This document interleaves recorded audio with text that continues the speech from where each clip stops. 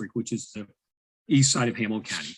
I've lived in Mount Lookout virtually all my life, a little bit of time in Hyde Park and in Mount Washington. And I've served in the legislature for 15 years.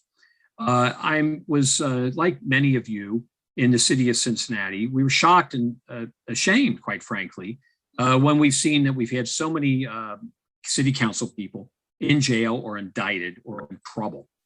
We would have to go back to 1979 to see the last city council person who was put in jail.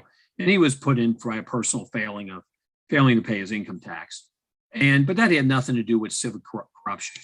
Sherry Coolidge with the Enquirer tells me that when you type in Cincinnati corruption in Google, up pops a New York Times article about corruption in Cincinnati. So as a legislator, I was really waiting for someone in city council to do something, and nothing happened. There was nothing from the mayor. He put together a blue ribbon committee to look into corruption, and the report was promptly shelved. Nothing's come of it. The councilmen, some of who were involved in the crime, some who were victims of the crime, none of them did anything. So I met with various people, about 30 people, 28 people, something like that, who were across the political spectrum.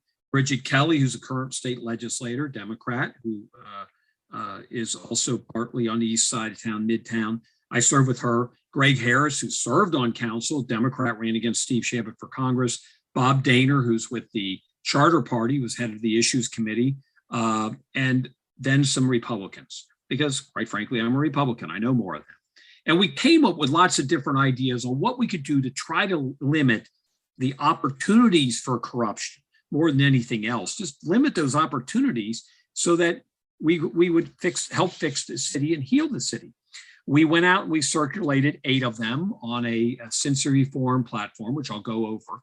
And we got 11,000 signatures, over 11,000. We qualified to put the ballot initiative on the ballot.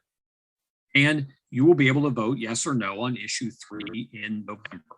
So what is issue 3? Issue 3 is 8 items, and I'm going to go through them and talk on why they're going to eliminate corruption.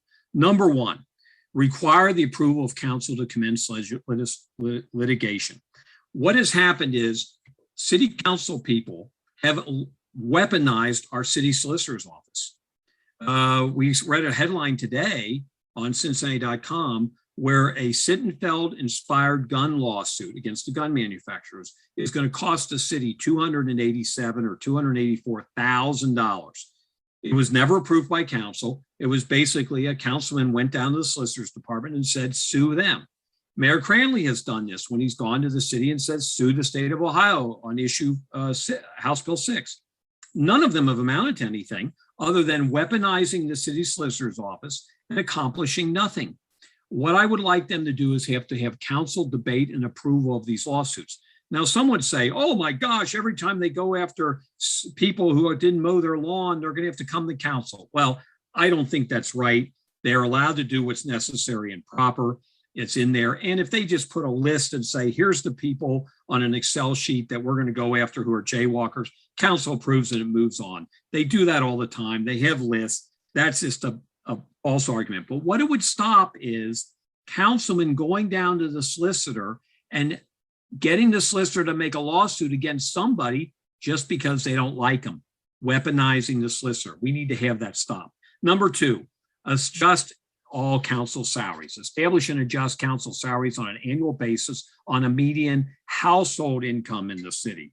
The household income is right now in the city of Cincinnati about $46,000. Next year it'll be 46 or 47. If you go to the Census Bureau website, they're calculating it now. It'll be out in December.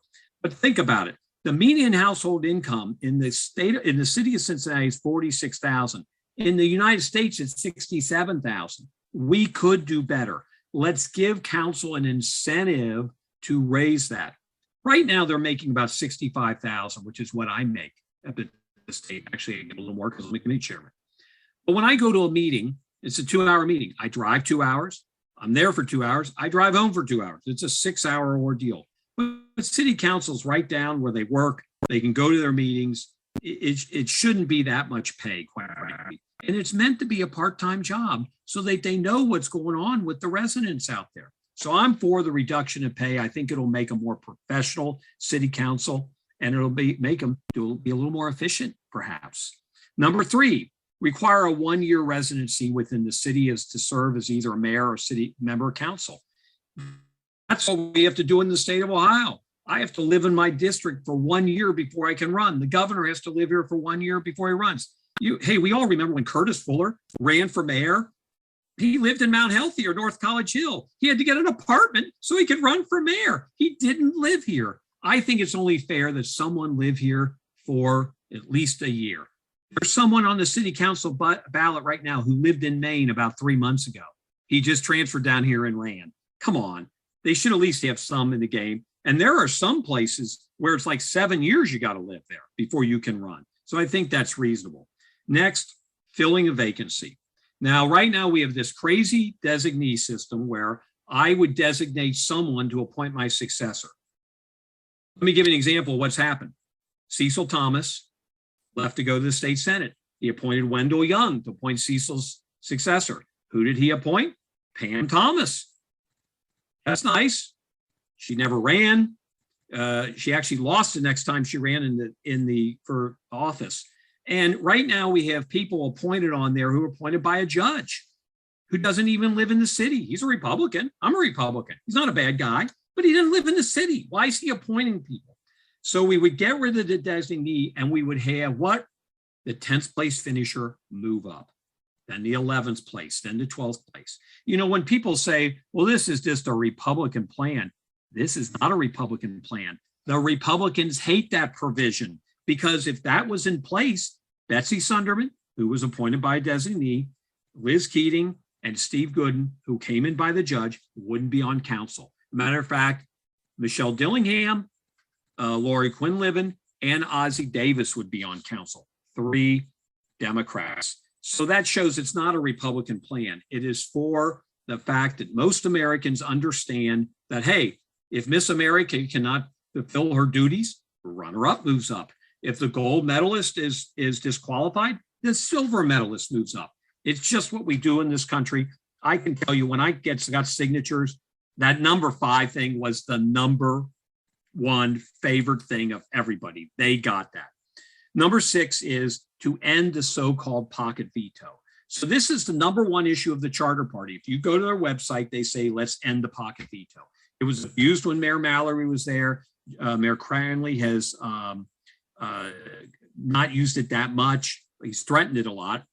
Betsy Sunderman and Chris Seelbach actually introduced a piece of legislation to end the pocket veto. What did Mayor Cranley do to it? He pocket vetoed it.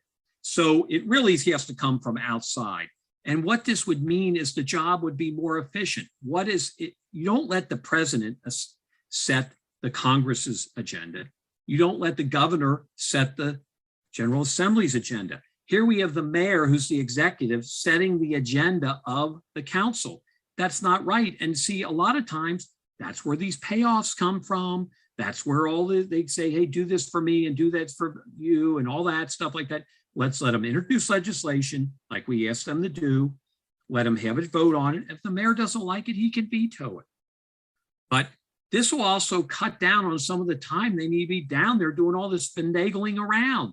Again, it should be a part-time job. Number 7, provide individual liability for certain violations of open meetings or public records law. This is the Gang of 5 legislation. This is where they broke the law. They were fined and had attorney's fees.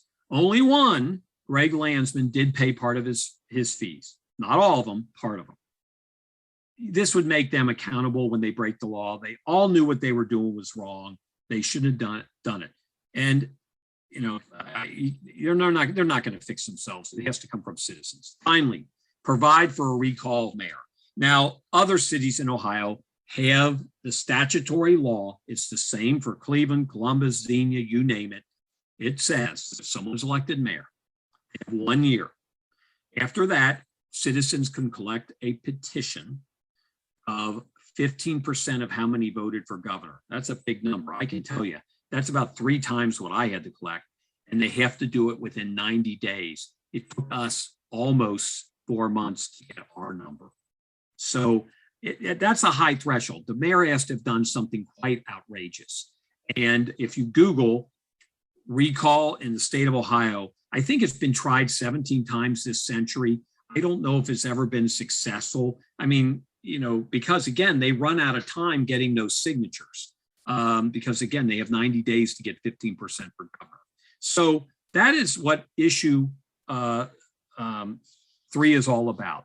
Now, there's a lot of naysayers out there, of course. They're elected officials. They don't want their pay cut. They don't want their power changed. They know that some of these inside deals they're used to. They like that.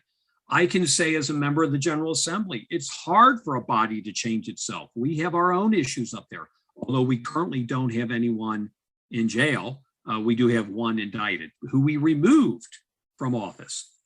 City Council put a little provision to remove Wendell Young, and they couldn't get it done. They couldn't get the votes to remove him. So it's very hard for these institutions to change themselves. And that's why I think a citizen initiative is necessary for this. Now, is it going to fix everything? I wish we would have tackled some of the campaign financing stuff. I wish we would have looked into a few things about open records, because it does take inordinately long to get those at City Hall.